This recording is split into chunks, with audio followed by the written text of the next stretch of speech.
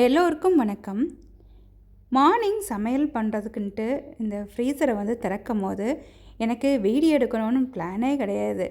அதை திறந்து எனக்கு தேவையானதை சமைக்கிறதுக்கு எடுக்கும் போது இதை வீடியோ எடுத்து உங்களுக்கு போட்டால் யூஸ்ஃபுல்லாக இருக்கும் அப்படின்ட்டு நான் உடனே வீடியோ எடுத்துட்டு அதுக்கப்புறம் சமையல் பண்ணுறதுக்குன்னு போனேன்.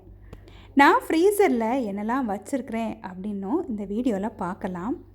ஆக்சுவலி இந்த ஐஸ்கிரீம் டப்பாலாம் இப்போ சாப்பிட்டது கிடையாது. எதுக்குன்னா இப்போது இங்கே வின்டர் சீசனில் இனி தான் சம்மர் வரப்போகுது. இதெல்லாம் போன வருஷம் அதுக்கு முந்தையெல்லாம் வாங்கினது.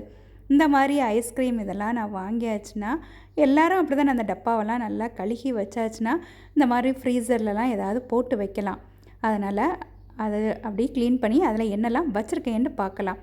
இது குல்ஃபி மோல்டில் நான் ஒரு ஐட்டம் வச்சுருக்கிறேன். அதை நான் பிறகு நான் சொல்கிறேன்னா இந்த டப்பாவுமே சில பிளாஸ்டிக் டப்பா, அப்புறம் சிலப்போ ரெஸ்டாரண்ட்லேருந்து ஏதாவது வாங்கும் போது நமக்கு கிடைக்கும்ல டப்பா, அதையும் கழுகிட்டு அதுலேயும் ஏதாவது இந்த மாதிரி தான் ஏதாவது போட்டு வச்சுக்கிறேன். இந்த இது ஆக்சுவலாக ப்ரான். இது மட்டும்தான் அதில் இந்த ஐட்டம்னு இருக்கிறது. ஃபிஷ்ஷெல்லாம் ஒன்றும் இல்லை, இந்த ப்ரான் மட்டும்தான் அதில் கொஞ்சம் வச்சுருக்கிறேன். அப்புறம் இந்த ஃப்ரீசரில் இந்த எலுமிச்சம்பழம் இருக்குல்ல, அதை நம்ம ஜூஸுக்கெலாம் பிழிஞ்சிட்டு இதை நான் அப்படியே ஃப்ரீசரில் போட்டு வச்சுருவேன். அப்போ நமக்கு இந்த ஃப்ரிட்ஜிலலாம் ஒரு மாதிரி ஸ்மெல்லாம் சில இடங்களில் வரும்ல, அது கம்ப்ளீட்டாகவே நமக்கு வராது. அந்த எலுமிச்சம்பழத்துக்கு ஸ்மெல் ரொம்ப நல்லாயிருக்கும். இதெல்லாம் கருவாடு, ட்ரை ஃபிஷ்ஷு ஊர்லேருந்து கொண்டு வந்தது. நான் இந்த மாதிரி போட்டு நான் இதில் வச்சுருப்பேன் ஃப்ரீசரில். இது எவ்வளோ நாள் ஆனாலும் கெட்டு போகாது. எப்போவாவது இந்த கருவாடெல்லாம் சாப்பிடணும் அப்படின்னா இதை எடுத்து நான் சமைச்சிக்கிடுவேன். நம்ம வீட்டில் இல்லை அப்படின்னு ஒரு குறை இருக்காதுல்ல, அதனால தான் அதெல்லாம் போட்டு வச்சுருப்பேன். இதெல்லாம் ஊர்லேருந்து கொண்டு வந்தால் மசாலா பொடி தான். அதையுமே நான் ஃப்ரீசரில் தான் வச்சுருப்பேன். நான் இனி என்னெல்லாம் வச்சுருக்கேன்ட்டு பார்க்கலாம். இது செரி டொமேட்டோ இருக்குல்ல, இது நான் டிசம்பரில் நான் வாங்கினது. இது ஒரு 4 காய் எடுத்து இந்த மாதிரி டப்பாவில் போட்டு வச்சுருக்கிறேன். இது கொஞ்ச நாள் கழிச்சா எப்படி இருக்குது அப்படின்னு பார்க்குறதுக்கு பாருங்களேன். அதில் வச்சது எவ்வளோ நாள் ஆச்சு, ஃப்ரெஷ்ஷாக இருக்குல்ல.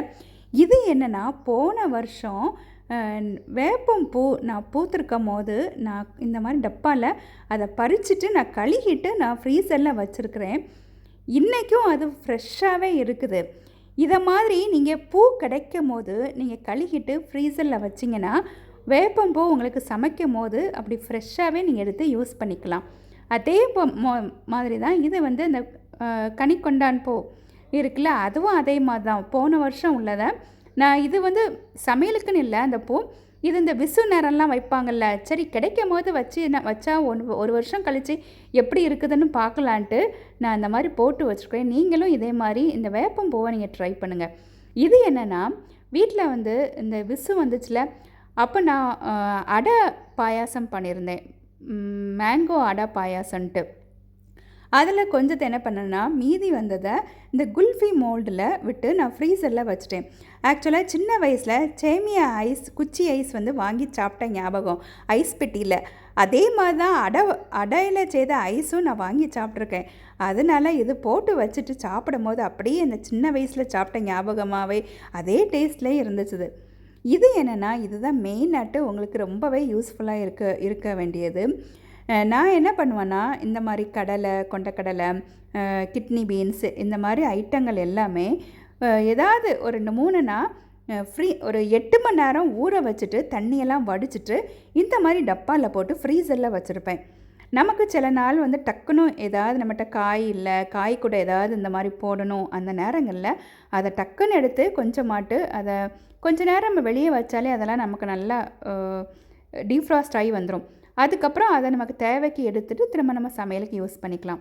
இது என்னென்னா நம்ம தேங்காய் இருக்குல்ல, நான் திருவும் போது அந்த வெள்ளையாக இருக்கிறத பொரியல், கூட்டு, புட்டு அதுக்கெலாம் எடுத்துகிட்டு அந்த பிளாக் கலராக இருக்கும்ல, அதை நான் என்ன பண்ணுவேன்னா இந்த மாதிரி திருவி நான் ஃப்ரீசரில் போட்டு வச்சுருவேன். சில நாள் இந்த தேங்காய் வறுத்து குழம்புலாம் பண்ணும்போது அதை எடுத்துக்குவேன்.